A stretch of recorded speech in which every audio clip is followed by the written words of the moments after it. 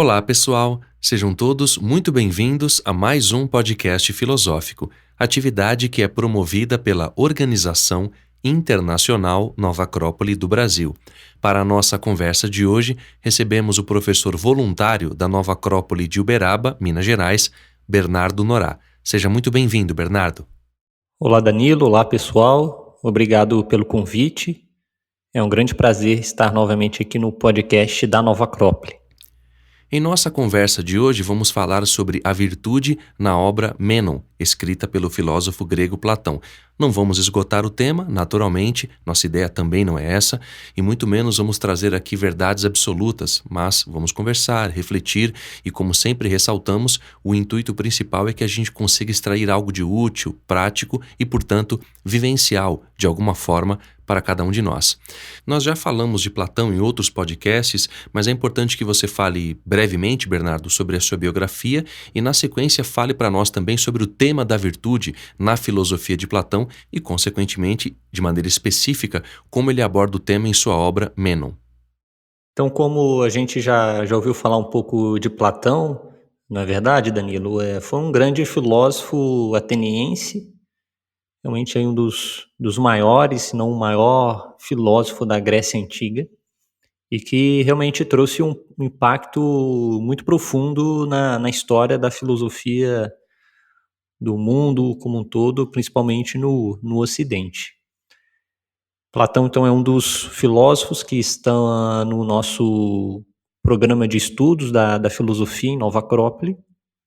Platão, bem jovem, né, conheceu Sócrates, se tornou aí o principal, o melhor discípulo de Sócrates.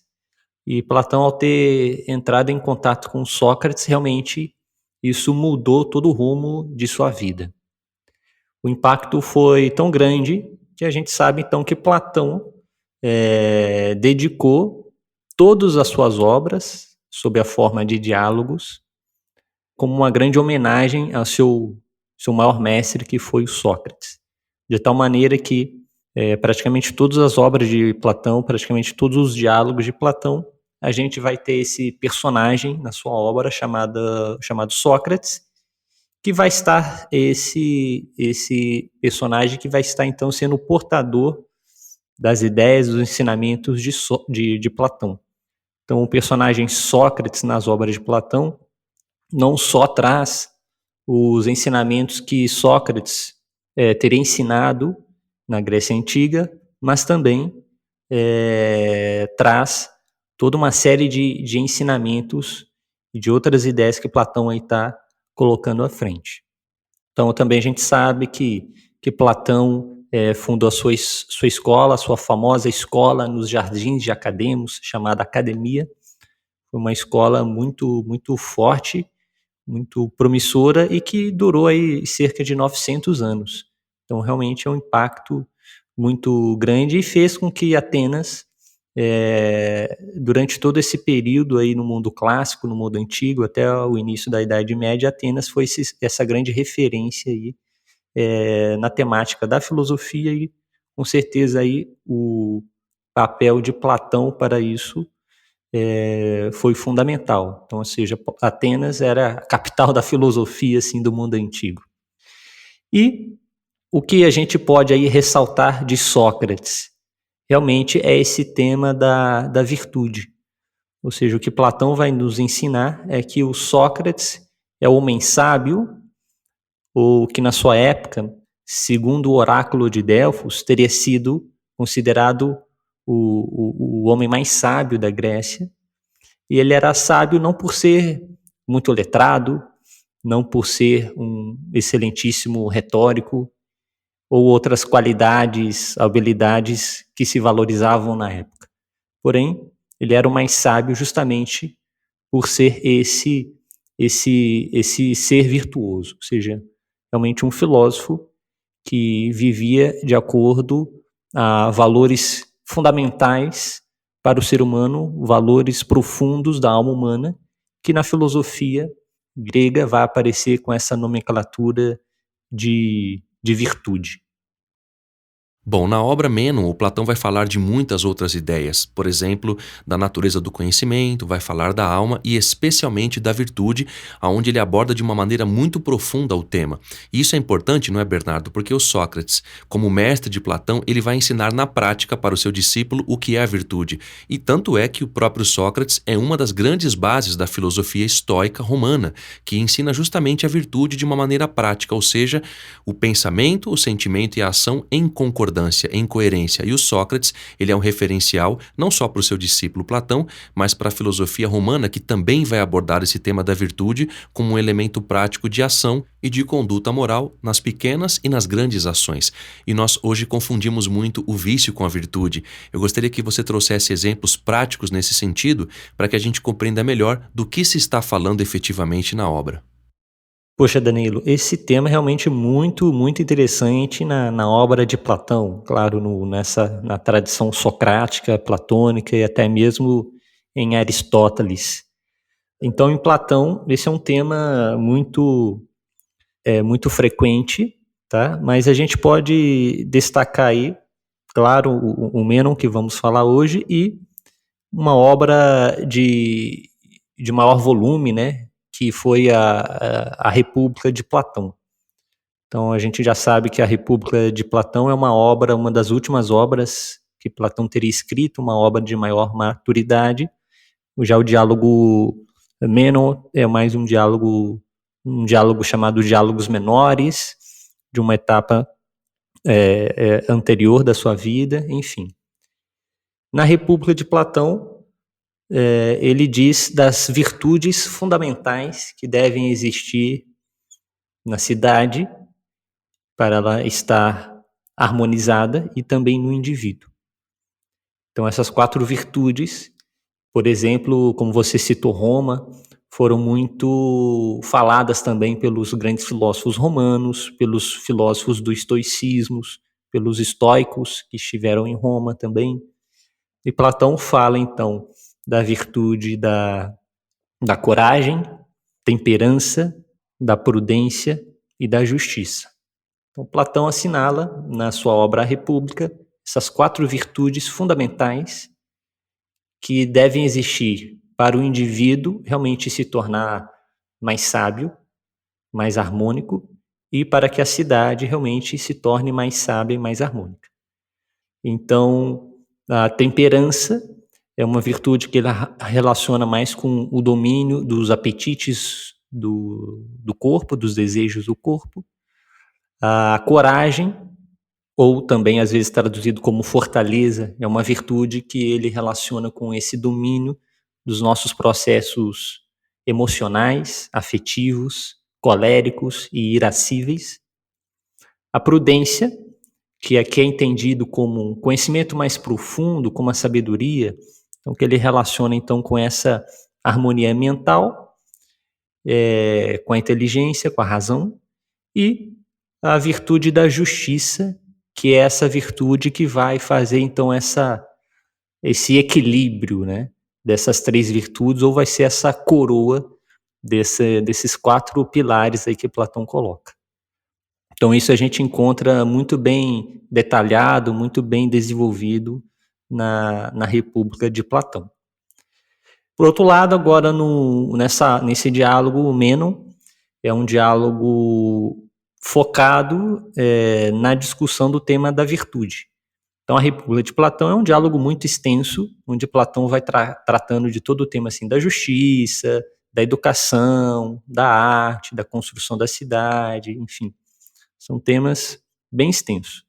Já o Mênon de Platão, ele está bem focado num diálogo sobre a virtude, é um diálogo até assim curto, né? Ele não é um diálogo assim muito, muito longo. Então, quem são os personagens desse diálogo?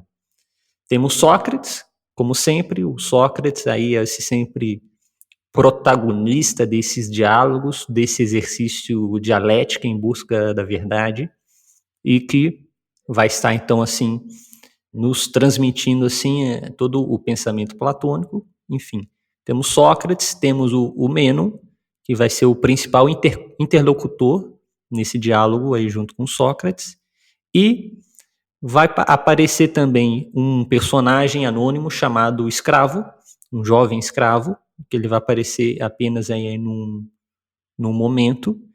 E também, curiosamente, aí, uma passagem bem rápida, vai aparecer um outro personagem chamado Anito, que também vai dar o seu depoimento em relação ao tema da virtude.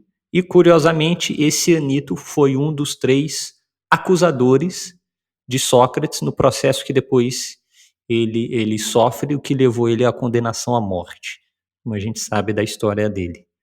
Tá? Então a gente vai ter esses 4 personagens, mas praticamente a maior parte do diálogo realmente é essa dialética, esse exercício dialético entre Sócrates e o Meno. Então, como a filosofia vai entender a virtude, né? Ou seja, como a gente pode ampliar essa visão, como você bem citou, né? Ou seja, a gente encontra isso lá entre os filósofos gregos, entre os filósofos romanos. Tá? Então vamos entender como essa força moral, ou seja, esses elementos dos nossos valores humanos, tá? Ou seja, essas forças da nossa alma que nos levam em direção ao que a gente chamaria na filosofia platônica da ideia do bem. Já Aristóteles, ele vai falar então que a virtude seria um estado de repouso ou de superação dos pares opostos, das forças opostas da natureza material. Um estado de, como chamaria os filósofos estoicos, a tranquilidade da alma. Então, por isso, quando estamos falando das virtudes, estamos falando desses grandes valores atemporais do ser humano, ou seja, a justiça, a generosidade, né, a amizade, a honestidade, etc, etc.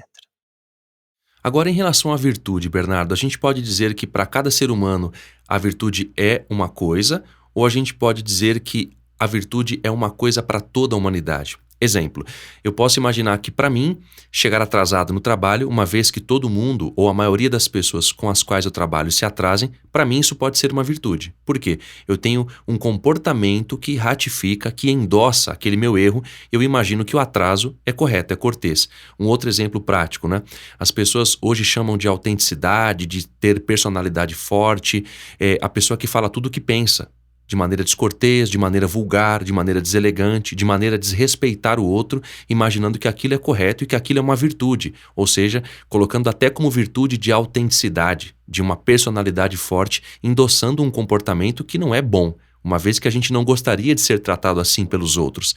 Então eu gostaria que você explicasse melhor essa ideia da virtude, para que a gente entenda efetivamente do que se trata, porque senão a gente pode cair no âmbito da opinião. Exemplo, você tem uma formação acadêmica como médico. Eu não sou médico e não tenho nenhuma formação em medicina. Eu posso ler um livro que dá uma opinião para mim de que, por exemplo, um xarope para dor de cabeça é bom. Porém, se eu não estudei, eu não tenho como afirmar categoricamente se aquilo é correto ou não. A mesma coisa se dá com a opinião. E em relação à virtude, é a mesma coisa, ou seja, as pessoas podem ter uma opinião do que é a virtude, sem praticá-la, e podem achar que fazem as coisas corretas por suporem que estão sendo virtuosas. Por isso, eu gostaria que você esclarecesse esse ponto para a gente entender melhor e atuar melhor também nesse sentido. Exatamente, Danilo. Essa colocação aí foi muito boa e está presente nesse diálogo também, através dessa chamada frases irônicas de Sócrates, né? Que a gente tem que aprender a ler nas entrelinhas, que a gente pode comentar um pouco mais à frente. Claro que talvez exemplos um pouco diferentes, mas não tão diferentes assim. E realmente, então às vezes a pessoa se fala assim, nossa, como eu estou estressado, no sentido de querer se mostrar que é uma pessoa importante, né? Como se isso fosse uma virtude, estar estressado, né? E a virtude seria a serenidade. Então, realmente, o que a gente vê em certos momentos é uma inversão de valores. Então, aquela pessoa que é esperta é boa, e a pessoa honesta é uma pessoa ingênua. Então, a gente vê essa inversão de valores, por isso que esse tema da ética, enquanto a promoção, o desenvolvimento e a vivência profunda dos valores humanos, é um dos temas principais que trabalhamos em Nova Acrópole e dentro do nosso curso de filosofia. Então, isso está presente aqui. Então o diálogo começa, né, com Mênon falando, poxa, eu ouvi o sofista Górgias falando louvores, falando coisas extraordinárias sobre virtude. E Sócrates, sempre com o seu estilo, começa então indagar sobre o que ele ouviu, o que o Mênon entendeu do que seria a virtude. Ele fala, olha, a virtude seria a ação de governar os seres humanos, de liderar os seres humanos. E Sócrates começa a questionar, começa a fazer esse exercício dialético. E Mênon realmente traz essa ideia. Não, a virtude para um homem é isso, para um adolescente é isso, para uma mulher é outra coisa, etc. Como se a virtude então fosse algo extremamente variável, né? Então a gente percebe que está falando de características, qualidades, e que ainda não chegamos a fundo no tema da virtude, filosoficamente falando, platonicamente falando. E por isso Sócrates, no início da obra e lá no final da obra, ele fala, olha, é importante a gente primeiro entender o que é a virtude. Então ele começa a discursar no sentido de falar, olha, você está falando vamos falar de uma virtude ou da virtude? Então sim, existem várias virtudes, tá? Várias virtudes, e será que isso está acessível só a essas pessoas que têm uma boa retórica, a só essas lideranças, a só esses que governam? Então Sócrates chama aí um jovem escravo, aí que nesse momento aparece um jovem escravo, né? Então podemos interpretar assim que o escravo seria essa pessoa que não teria nenhuma ação de governar, de liderar, na verdade, ou pode ser provavelmente nesse contexto seria uma pessoa pobre, uma pessoa simples, uma pessoa analfabeta, enfim. E Sócrates, curiosamente, começa a fazer uma série de perguntas que tem a ver com matemática, geometria, etc. E esse jovem escravo vai respondendo. E Sócrates fala, tá vendo, Mênon? Esse que não tem nenhum estudo, ele soube, com a sua própria razão, demonstrar um conhecimento que ele possui dentro da natureza dele, dentro da alma dele. Então, ou seja, a virtude não é só algo que tem a ver com esses que estão nessa função de governar. Ou seja, a virtude é algo que está acessível a qualquer ser humano. Ou seja, não importa se ele é rico, é pobre, ou famoso ou não famoso, ou seja, o que é a virtude aí? Ou o que está associado à virtude? Então Sócrates vai dialogando no sentido de mostrar que a virtude ela se associa a algo bom, tá? A algo benéfico e a algo justo, independente de uma condição intelectual, de uma condição material, certo? Ou seja, para a pessoa ser boa, justa e honesta, se ela é rica ou não, se ela tem um cargo importante ou não, isso não é isso que faz ela ser boa, justa, honesta, enfim, mas é esse princípio de coerência interior, ou seja, ter desenvolvido realmente esses valores humanos pela sua própria consciência, pela sua própria força interior. Esse exemplo que você trouxe, não é, Bernardo, em relação à pessoa estressada, ele é bem real, a gente percebe isso muito no dia a dia, é perceptível isso na convivência que eu tenho no meu trabalho, por exemplo, até mesmo com as pessoas que a gente convive em família ou que relatam experiências de pessoas assim, que têm esse perfil estressado, né, de um excesso de compromisso, de um excesso de tarefas, que às vezes gera um comportamento descortês, deselegante, mal educado, e a gente, por não ter consciência daquela atitude da pessoa, imagina que aquilo é correto, que aquele é um modelo a ser seguido, portanto é uma virtude. E não se trata disso. Eu conheço, por exemplo, muitas pessoas que têm muitos compromissos e que são corteses, são gentis, têm paciência para com os demais e sabem separar uma coisa da outra. Enfim, isso é importante da gente refletir. E em decorrência disso, Bernardo, vem a outra questão que eu vou lhe fazer. Por quê? A gente pode pensar que a virtude é algo inato ao ser humano, ou seja, que nasce, que é natural. E podemos pensar que ela pode ser educada. Há duas questões aí. E só um parênteses, há uma história que é atribuída ao grande filósofo Sócrates, onde se diz que ele encontrou um jovem na rua e perguntou para ele, por exemplo, onde comprava pão. E o jovem disse, na mercearia. E ele disse, onde eu compro tal outra coisa? E o jovem, olha, em tal local. E ele disse, onde eu encontro a virtude? Aí o jovem se calou e ele disse, isso eu posso te ensinar. É curioso porque quando se sabe o que se está fazendo, sabe-se como ensinar também. Então daí vem a pergunta, não é? É possível ensinar a virtude ou ela nasce com o ser humano? Só como referência, o Aristóteles diz que o ser humano nasce como uma tábua rasa. Já o Platão, na sua obra O Fédon, ou da imortalidade da alma, ele ensina que nós trazemos reminiscências, lembranças profundas que nossa alma traz ao reencarnar, como um processo de ideia da reencarnação que nos ensinaram, por exemplo, os egípcios, os hindus, enfim, outras culturas, inclusive a ciência moderna, através de Ian Stevenson e outros cientistas também, que trazem essa ideia da reencarnação, ou seja, daquilo que nós trazemos conosco. Portanto, nós trazemos algo dessas virtudes, elas podem ser ensinadas. O que Platão fala sobre isso na obra O Mênon e o que a gente pode refletir dessas ideias que ele ensina nessa obra?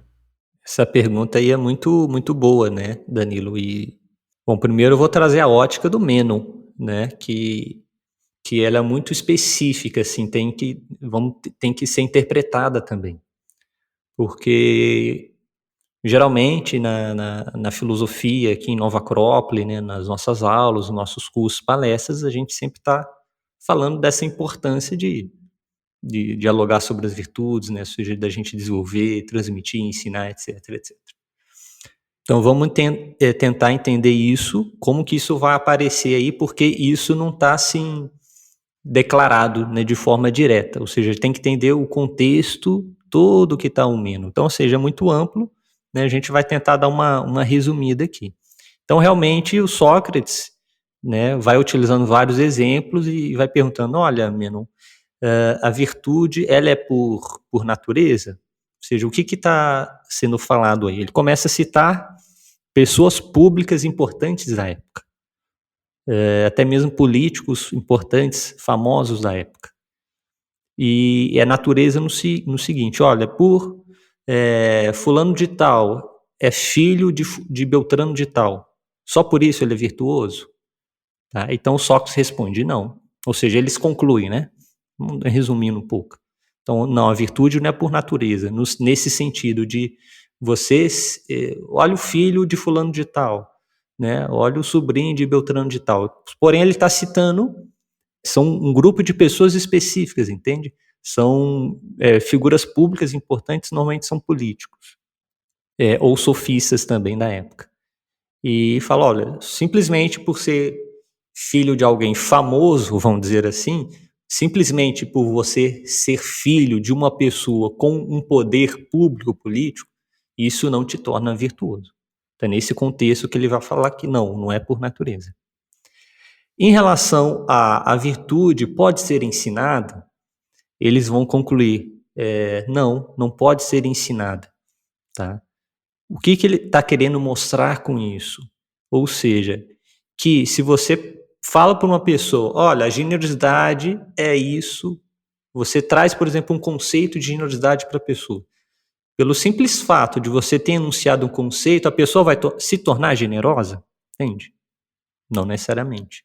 Então é nesse sentido, ou seja, ela não é só um conhecimento teórico, não é só um conhecimento intelectual. Ou seja, o diálogo começou lá na frente com um discurso do sofista, né? Ou seja, que é um discurso retórico, que é um discurso de convencimento. Então a gente tem que entender esse contexto. Então o que Sócrates está falando, olha, ser filho de alguém poderoso não nos torna virtuosos. Tá? Ou seja, a virtude não é teórica, a virtude não é intelectual. Ou seja, a retórica não faz as pessoas se tornarem virtuosas.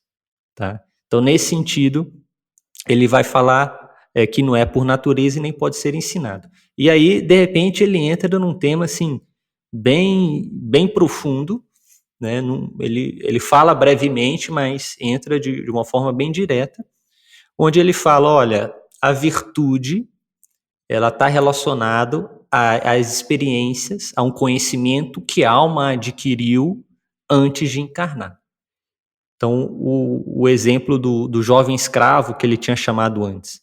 Esse jovem escravo que demonstrou esse conhecimento, ele não aprendeu aqui nessa vida, porque a gente já conhece essa vida e a gente sabe que ele não estudou para aprender isso. Então, como ele aprendeu? Ou seja, a sua alma aprendeu isso em outros momentos. Então, ele começa a falar no que a gente chama hoje de teoria da reencarnação, e ele fala também da chamada teoria da reminiscência de Platão. Ou seja, o que é a reminiscência? É uma lembrança profunda que a alma traz, porque antes da alma encarnar nesse corpo, ela contemplou as ideias, ela contemplou o mundo das ideias, e lá estão as virtudes. Então a gente vê assim como Sócrates dá faz uma curva em relação ao tema, né? Vai numa outra perspectiva assim bem metafísica, e traz esses dois temas assim de uma forma bem impactante, bem interessante, onde ele vai falar então dessa experiência que a alma traz, né, ao longo de outras vivências e principalmente do contato que a alma humana tem de tempos em tempos com esse mundo das ideias, com esse mundo espiritual, e nesse momento a alma entra em contato com os arquétipos, que Platão chama, com esses grandes ideais. E daí vem a virtude como uma reminiscência que outrora a alma teve um contato, uma contemplação dos ideais, dos elementos espirituais. E, na sequência, Sócrates começa a caminhar num diálogo onde ele fala de conhecimento e orientação correta, como formas de nos conduzir à virtude. A gente sabe que os diálogos, né, sempre é uma dialética, ele argumenta, depois ele mesmo refuta, enfim. Porém, ele traz dois elementos aí. Primeiro, ele começa a colocar essa hipótese, né, da virtude ser um conhecimento. Quando ele fala isso, então a gente pensa, bom, se é em conhecimento, pode ser ensinada, né?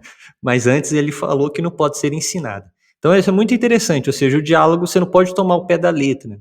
Você tem que ler atentamente e, além disso, conhecer os outros diálogos de Platão, conhecer a filosofia de Sócrates para você poder entender ali. Então ele fala, olha, a filosofia, a virtude é conhecimento. Bom, se é conhecimento, ela pode ser ensinada.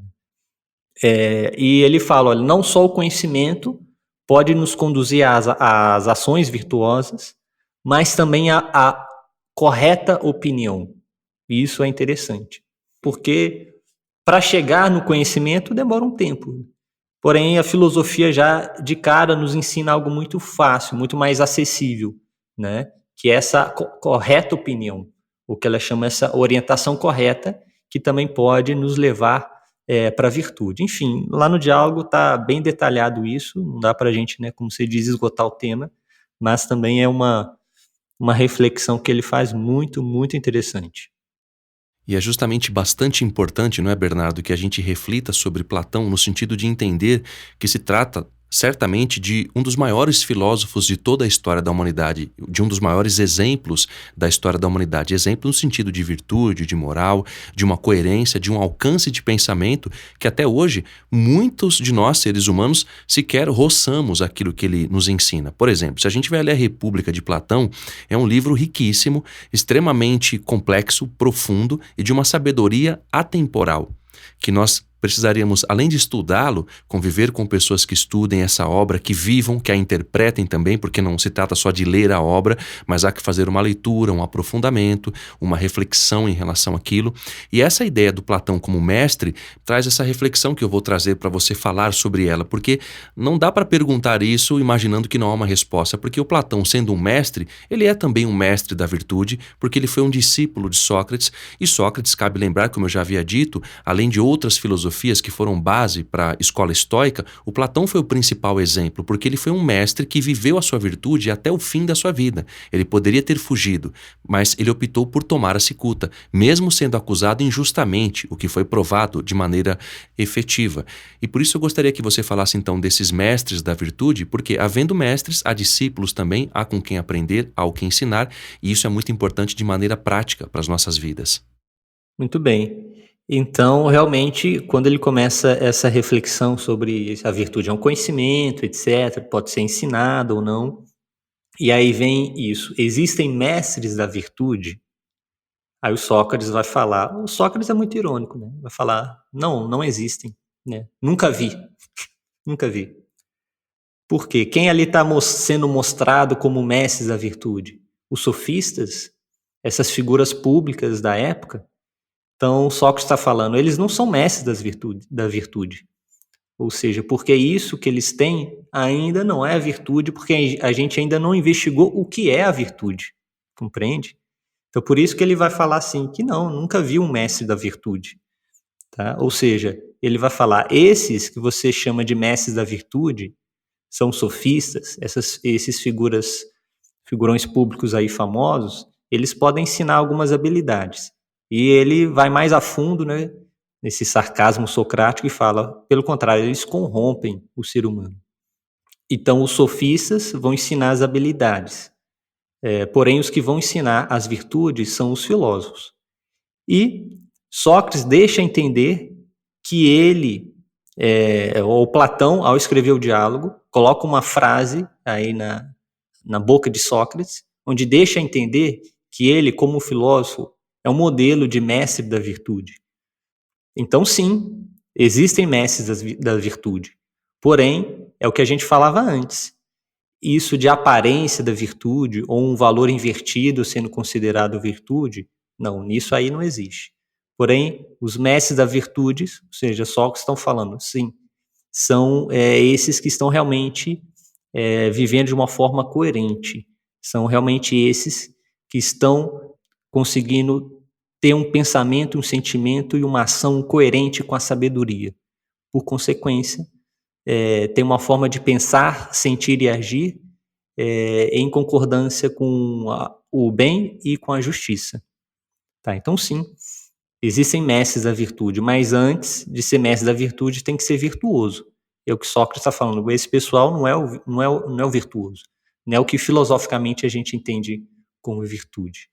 Então, existem discípulos da virtude? Bom, ser discípulo da virtude não é simplesmente achar que uma pessoa vai falar, olha, a virtude é isso e é outra coisa e pronto, eu vou aprender. Não é assim. Ou seja, o filósofo, quando ele se torna um mestre da virtude, ele coloca o seu discípulo em condições de desenvolver a sua virtude. Mas o mestre não vai dar a virtude para o discípulo. Pronto. Olha, eu tenho uma virtude e agora, discípulo, toma, agora você tem essa virtude. Não. Ele pode sim colocar, instruir o seu discípulo, esse pequeno filósofo, em condições para desenvolver. E como vai ter que desenvolver? Bom, com a sua própria força moral, com a sua consciência, com a sua própria força de vontade. Então, sim, a filosofia se propõe, né, a ser essa mestra da virtude e a nos tornarmos discípulos das virtudes quando nos associamos realmente a essa busca de uma sabedoria profunda, nos buscamos associar ao bem e à justiça. Bom, hoje é uma data especial, né, Bernardo? Dia 20 de julho é o Dia do Amigo, o Platão nos ensina sobre amizade, o próprio Aristóteles também, outros grandes filósofos e filósofas. Enfim, eu gostaria que você falasse dessas virtudes, daquilo que nós podemos colocar em ação para encerrarmos o nosso podcast de maneira sintética, trazendo os principais elementos de tudo aquilo que a gente pode não só refletir e entender do ponto de vista mental, mas do ponto de vista prático, no sentido de trazer a virtude para o nosso coração, para o nosso dia a dia, para as nossas ações, desde as menores até as mais elevadas. Então, gostaria que você falasse sobre isso para encerrarmos, então, a nossa conversa desse nosso podcast de hoje. Uma tendência muito comum, né, Danilo, de a gente sempre, às vezes, exigir coisas dos demais, né, reclamar das situações.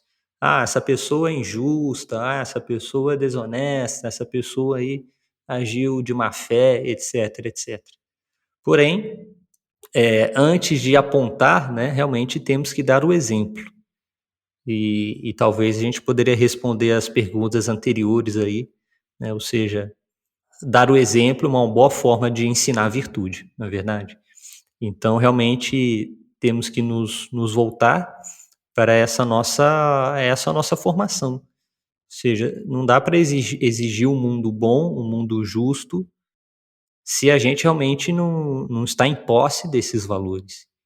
O que a gente aprende na filosofia é, primeiro, construir em nós, né? E, consequentemente, isso começa a existir no mundo e a gente começa a contagiar o mundo com as virtudes. As virtudes é uma forma de vida mais sábia, mais harmônica e realmente que permite a expressão do nosso verdadeiro ser humano. Então, é fundamental para nós.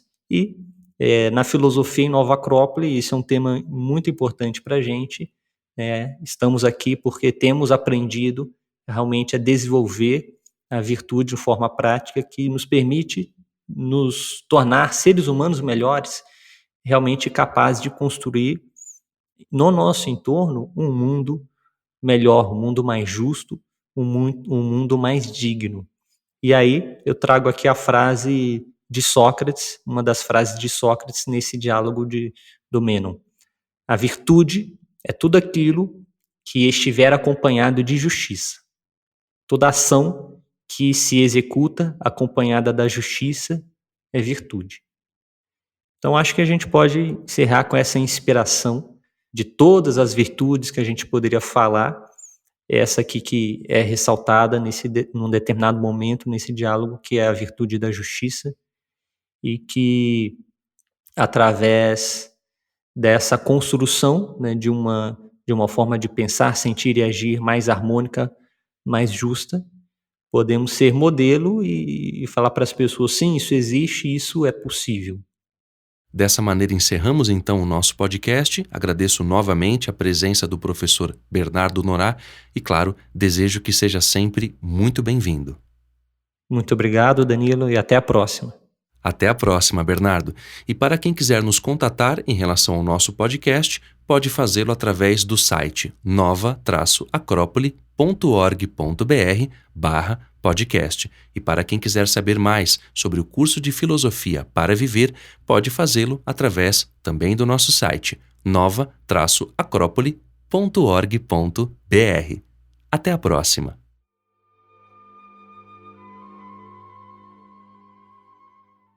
A trilha deste podcast é de autoria de Johann Strauss e chama-se Valsa do Imperador, Opus 437.